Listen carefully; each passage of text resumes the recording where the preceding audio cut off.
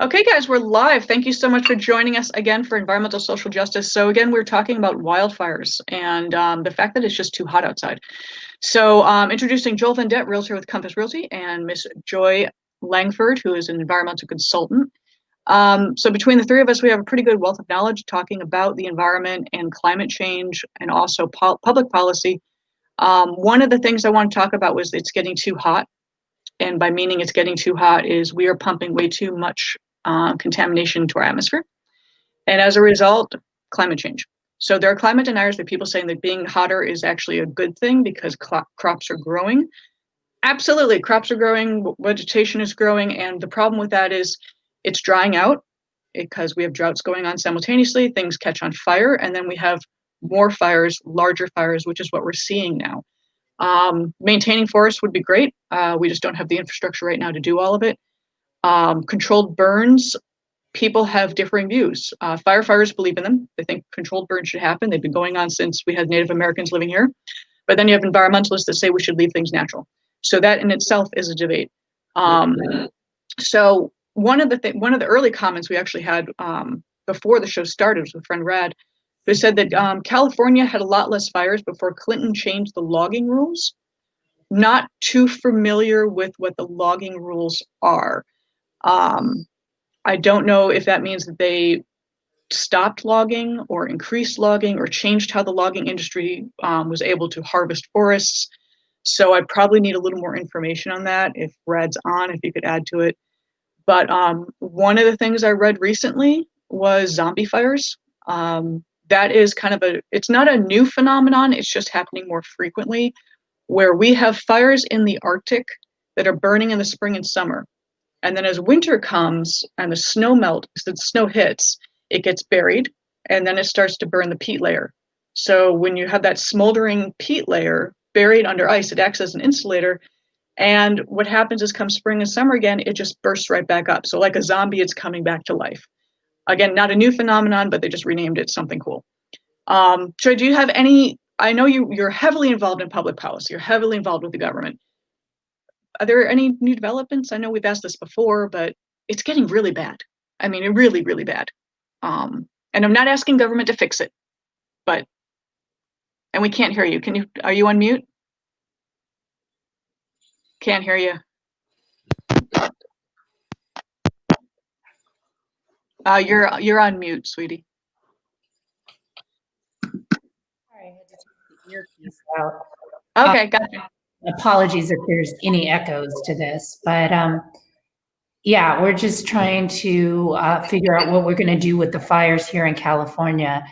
You bring up a lot of good points about the international climate change, but and how fires actually get started in various regions. But you know, this latest fire that we've had in California, the Crescent Fire, that was actually started by two people trying to do a gender reveal. Yes. Yeah, that just as a human, that just makes me feel so intelligent to do that, to watch people do that during fire season. So, you know, don't forget everything else. Like that was my whole thing about that whole thing about that. Is like, you're supposed to be keeping your ass at home, not around people, and then you go to a dry area and do a pyrotechnic display to have an Instagram moment. I'm just like, yeah, and that moment's going to last a lifetime for their child as well. And I feel terrible for them because I'm sure that they did not mean for this to happen. Right. But they're in for a long haul because I'm assuming that there's going to be legal ramifications of this because ramifications, and there's also a hefty amount that they're going to have to try to figure out how to pay. I mean, it'll be in the form of a judgment. Yeah. But nobody wants to live the rest of their life like that. That's like having just a scarlet letter on your head. What are you gonna? And you know they didn't think about the child. They didn't mean to do it. I mean, it's purely an accident that happened. You know, and I'm not defending it. Don't take it that way. But it's just like they didn't mean to do that, and now they have to live with the repercussions of it. And it's just they're being taken down quite a bit online, which is unfortunate to see. But Well, we always want to, everybody wants to blame everybody for this whole COVID situation, the whole, everything that's going on. Yeah.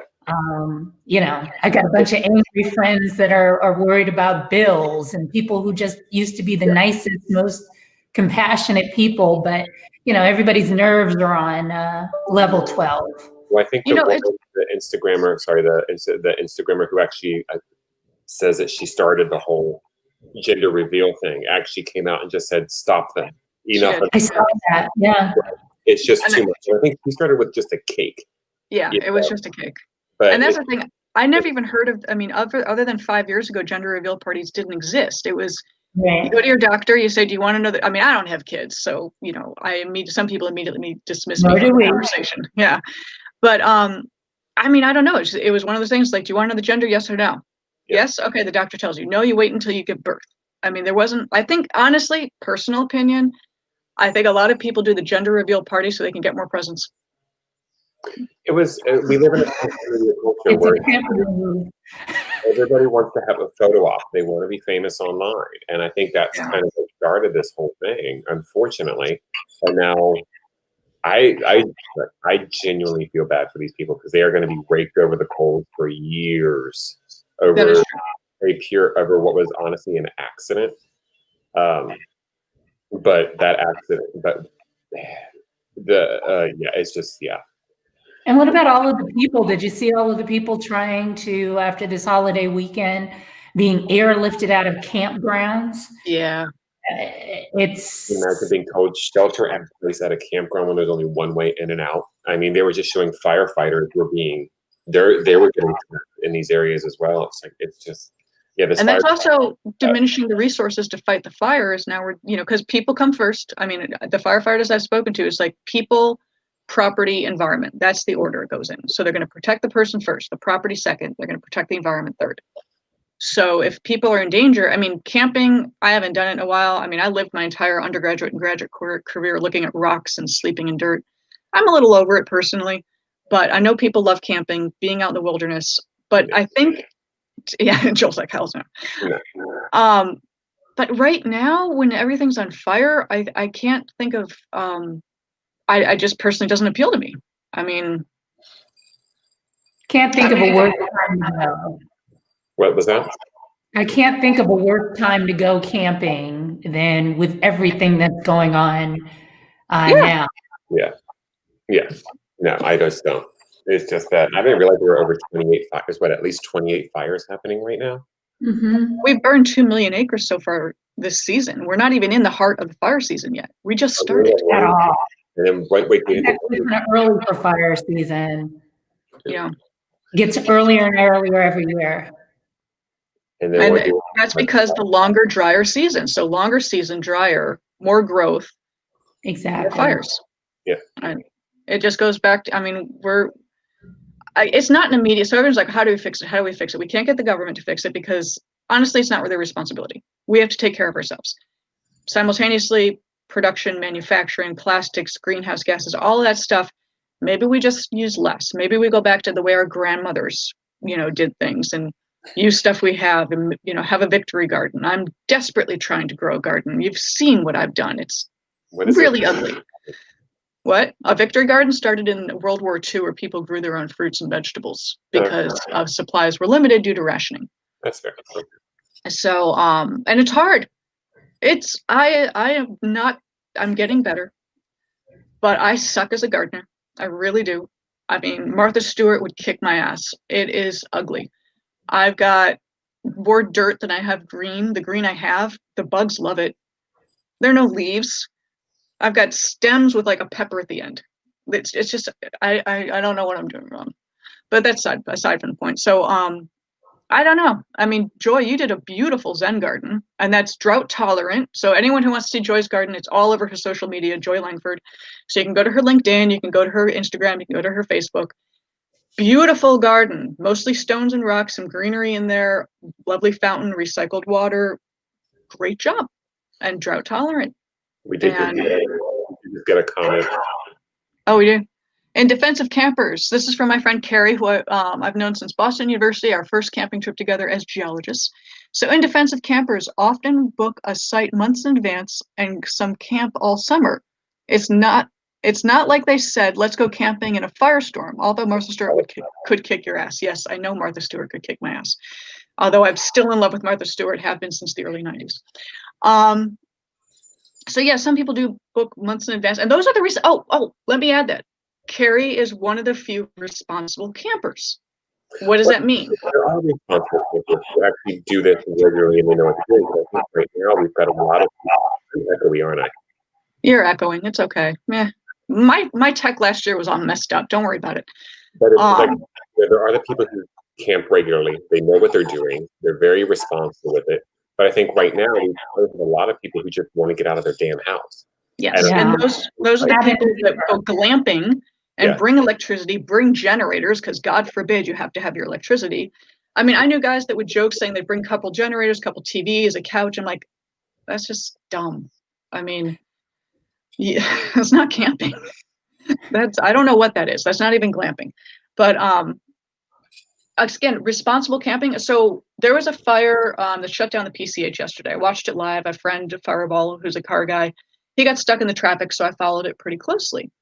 What happened was there was a man who seemed to be rather mentally unstable driving down Topanga, and he was dragging a trailer behind him that was shooting sparks out the back. So that's another factor with fires, is cars that drag chains or drag their trailers. Sparks flew, Topanga caught on fire. I think only about 7 to 10 acres burned, so they got it closed. They got it shut down pretty quick. But the guy was stopped on PCH and he lost his marbles. This was happening live, obviously on a time delay in case something happened, but you had PCH cut out both sides. You had cops with weapons drawn on both. According to social media, shots were fired, but not confirmed. And they finally dragged the guy out. So things like that, I mean, not only just on the threat of irresponsible camping, but things like that were irresponsible drivers. You know, dragging your chains, firing up your generators. We just need to sweep everything. I'm sorry? Are you talking about raking the forests? We just need to sweep it and rake it. That's all we have to do. I think that's just a very poorly articulated way of saying we need to maintain our forests. Again, I try to stay as central as possible, and middle of the road. Again, poorly articulated, yes. But there is forest maintenance that has to happen with controlled burns. What? I agree. It's just a instance. It was poorly articulated. And I'm sorry, the Norwegian president, prime minister, whoever he spoke to, never said that. I don't know why that man makes things up. But different topic. But yeah, I mean, clear cutting, bad idea. That destroys a forest more than anything. That will dry it out immediately. The idea of a perfectly maintained forest takes more money, and we like cheap wood. Let's be real. Well, I mean, people forget that. I mean, this is technically a desert that we live in. We do live in a desert, yes. You know, I mean, and your people are building it up. Trail, it just smells dry. Yeah. And it doesn't even have to be the dead of summer. It can be in the spring, you know, not so much in the winter, but it just smells dry. Yeah. Yeah, I mean, people forget. I mean, yes, we have a lot of greenery, we have all this stuff, but we're technically a desert. I mean, with limited water, we are running real low on water, and everyone's talking now desalination plants, which expensive, and then you've got that salt, concentrated salt that they say, we'll just dump it back in the ocean. Well, that causes a whole eco-bio imbalance that screws everything up. I'm trying not to swear, but I really want to. But screws everything up. But yeah, we are in a desert. There's way too much construction going on, but with everybody fleeing California and these not only high tax states, but states in general that, you know, because people are working remotely now. There was a statistic yesterday that Florida is getting 1,000 people a day moving in. I think that's what I read. Does that seem at all reasonable, Joel? You're the expert. And I don't believe having a huge. We're not losing a lot of people here. We're losing a lot of. New York is. What's that? New York and a lot of the East Coast states are losing people. It would be a bad time to be in real estate in the Manhattan area right now. They're like at 13% vacancy. They actually, one article I read said that New York is being hit harder by COVID-19 than it was by 9/11. Mhm. The property house, because you'll think about it, nobody wants to be in an elevator. Nobody wants to be in a high rise. You want to be outdoor space, so you're going to come to California. The people I think that are moving here are mostly renters because the cost is too high for people, and they they can go. It's a crazy time. It's a weird time, but we have outdoor space that people want, so Yeah. people will be coming here. And Mike just confirmed Florida's getting 1,000 people in every day. I don't know if Wendy Sugar's on the phone, but she lives in Florida, and she can probably attest to the fact that more and more people are coming in, which, what does that do? Stresses the infrastructure. So, and also sea level rising, whole nother issue with Florida. But running away from certain situations doesn't necessarily fix it.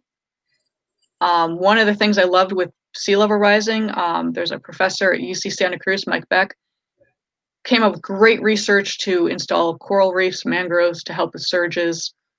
Again, I don't want everyone to just be complaining and saying someone else fix it, And Joy, I'm sure you get that constantly from people. Someone just says, fix it for me. Yeah. We have to come up with our own solutions and our own behaviors, I think a lot of the move right now is necessity based on a lot of people being out of jobs and needing to move home with their parents. Oh yeah. That's a real thing, even for 50 or 60-year-old people. If your parents are still alive, they've got a house that's halfway paid for. Yeah, that's basically their only option until we can get this jobs market thing back on track. Which it's looking like it's worse. I was speaking to a woman last week who pretty involved in not only state government, but federal. And she's like, this thing's going to stay locked down through the end of the year, if not through the summer of 2021, which I've always said it's bad, not good. Oh, Sugar's in. She says, I'm here. Not sure if that number is holding through pandemic. Tourism is crushed. Yeah, tourism is a big deal in Florida, but especially the cruises. A lot of money is generated through there. So I guess we just wait that one out until we get a vaccine, which hopefully AstraZeneca stopped their trials because from what I read, someone had inflammation of the spinal cord, which is bad. So I ain't no doctor, but yeah. What'd you say, Joel? But they don't know what caused it. So they don't know if it was a pre-existing condition. Exactly. They don't even know if that person had a placebo, but they're being the right. And I don't know. I was kind of taken aback when I saw all these, I think everybody was, all these pharmaceutical companies signing the agreement that they're not going to rush something out. I'm like, you had to sign that? Like, seriously? Like, that's just kind of scary. Well, yeah. I mean, I actually felt a little bit better about that due to the fact I wasn't sure, what kind of pressures they were getting from where. Yeah. I don't know if I'm right now. That's just my opinion. I know people have. But you're allowed your opinion. That's why we're here. This is about opinions, and people can say what they want. I'm going to wait for Joel to take the first bullet, and then. You're going to be waiting for a while, then, my dear.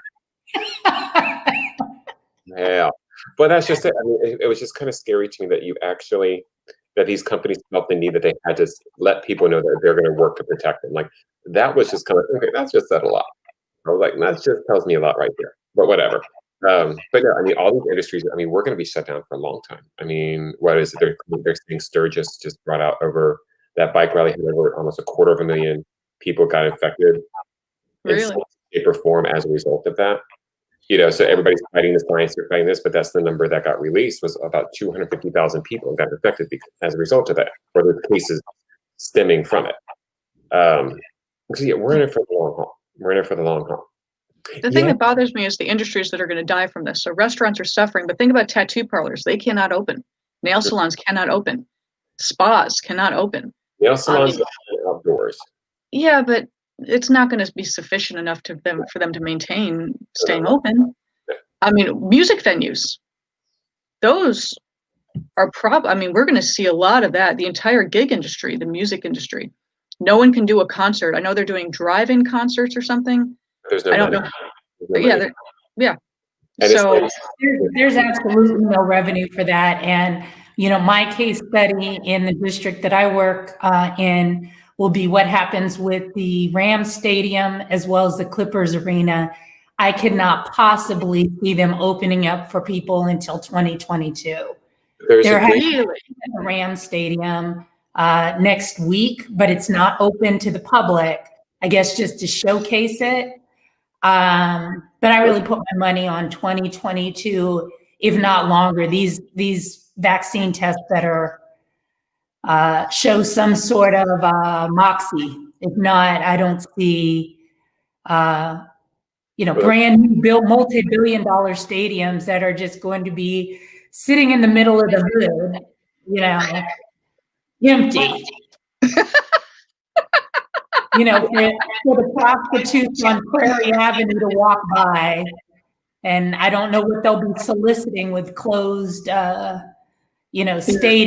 but, that's what that area was notorious for pre-stadium. So my only guess. I guess we'll have to watch that. I mean, SoFi is that the Rams? Is the SoFi? Yeah. Okay, I know SoFi, nothing about sports. This is a given. that But stadium is incredible. It looks spectacular. yeah, we did a tour. Joy and I did the tour. Yeah, we didn't know we were on the same tour, but we were there at the same time. And it was before it was done. The roof was just getting installed. It was cool. It's gorgeous, but No who's going solar to go? panels, but There is that. I was a little bummed out with no solar panels, and they're touting their imported marble from Italy. I'm like, did it need to come from Italy? Could you find something locally sourced? But anyways, Really surprised by that. yeah, I mean, again, with all of the metro stations being built in LA, not a single one has a solar panel on it, which was odd to me. But anyway, we have actually surpassed our 20-minute deadline, so sorry about that. Thank you guys. This was actually fun talking more about the pandemic than the fact that California's on fire again. So is Oregon, so is Washington. But everything is being tied together right now. You can't talk about one thing without talking about the pandemic. Exactly. Everything is interconnected. And that goes with the entire climate change issue. We are all connected. And that being said, thank you guys. And if anyone has comments, please add it to the page. If you have recommendations for future topics or subjects you want us to go over, let us know and reach out at any time. So talk to you guys later. Thank you so much. Thanks, everybody. Bye.